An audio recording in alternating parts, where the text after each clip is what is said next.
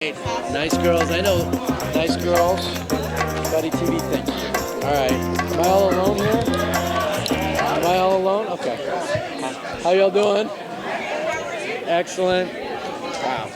So will Alex... This is a whole table of women. Oh, there we go. You just sat down, bro. And you're like in the background. I thought you were just handling the cameras. All right. Will Alex be making any more lasagna? Well, there you go.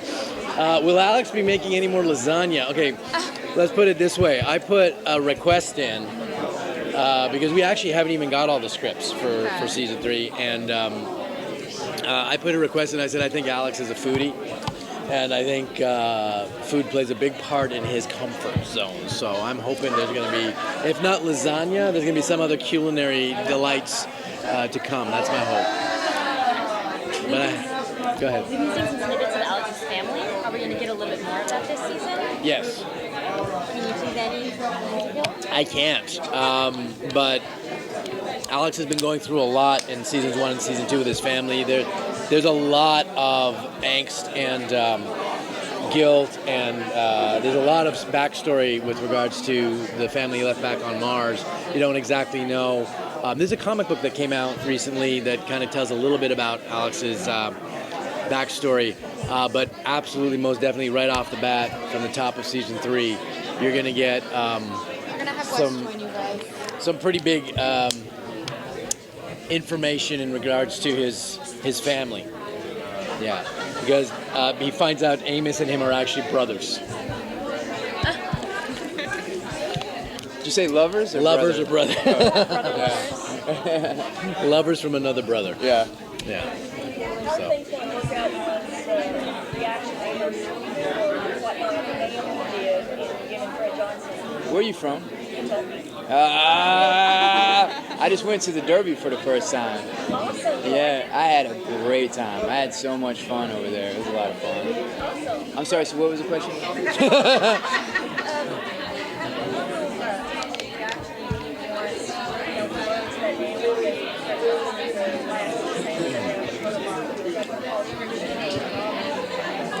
I think Amos never expected Naomi to be capable of doing something like that, and if she was, to at least talk to him first or have a conversation. And I think he was. I think he's completely devastated by it. And at this point, I think he's done. Uh-oh. So yeah.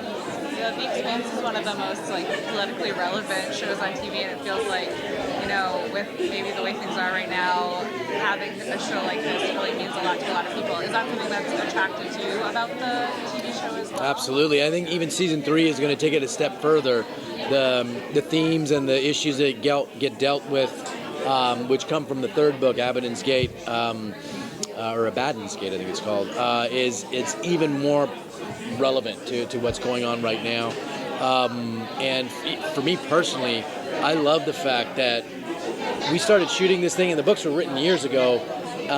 The fact that they are absolutely and completely relevant to this whole political maelstrom that we are in, and how the kind of the conflict between parties and the conflict between nations and the selfishness and the self-interest that motivate the most profound decisions, where they come from, and they're such petty and personal places.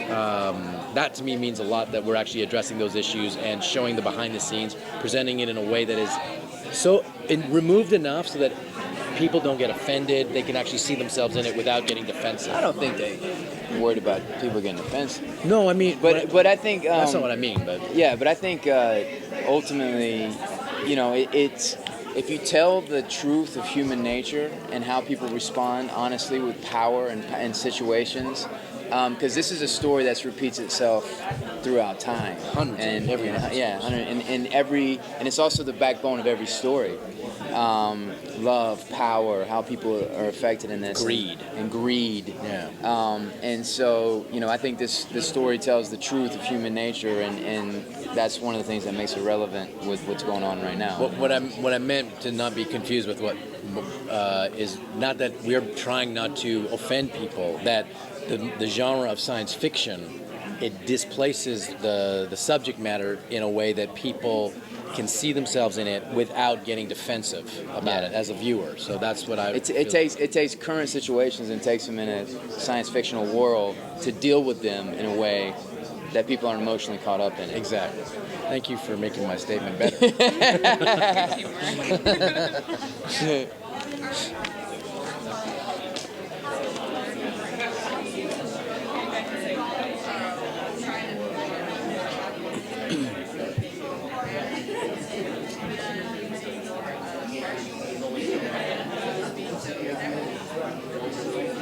Yes, and ultimately, I think that is the place Amos ultimately wants to find is the human side of himself. And one of the things that he's most preoccupied with is morality, and is this kind of inner compass that he doesn't have, that these other people have around him.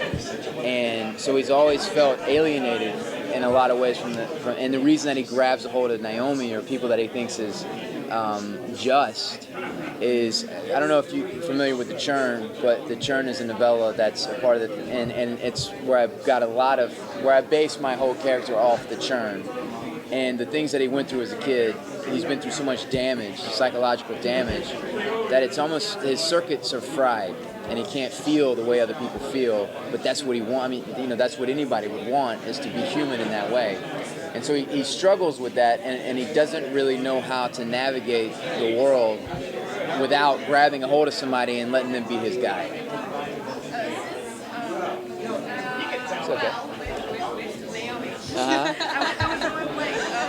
Since Naomi seems to be going off on her own journey, is she going to cling to someone else, maybe like Alex? I think Interesting question. that is an interesting question. I think she's going to cling to an idea, cling to a group. I think she's going to need to take whatever ally she can. Yeah. I think it actually starts to show itself even in the first couple of episodes of season 3. She's clearly dropped a bomb on the entire group, and everybody reacts, and it's everyone reacts differently. It's for some people it's more profoundly impactful than for others, and I think she's going to be finding herself in need of allies.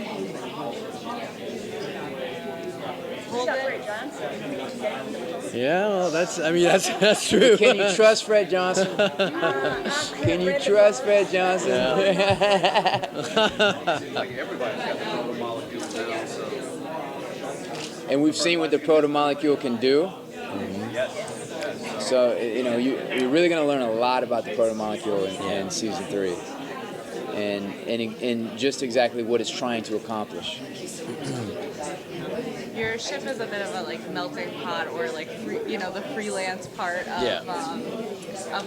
this world. But The misfits. you're both, your characters are from specific places. Will we see any of those allegiances start to pull on them at all, or are they very much just still part of this?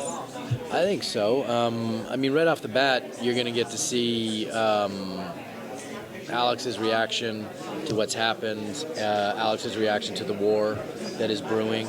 He has a lot at stake. He has a lot invested. As much as he is a loner, that's self-imposed. That lonership is self-imposed. He still has ties. He still has attachments, and the war is a threat to that. He's not. Amos is pretty much a free spirit in the sense that he's a self-contained unit. Alex is not.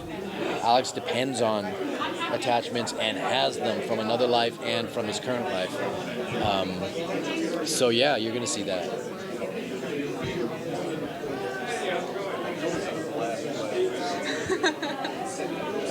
Did she? Say, who's helped me? Where are you from? South Carolina. I'm from Georgia, so that's it. Yeah, you picked that. Yeah. I've coached him a lot.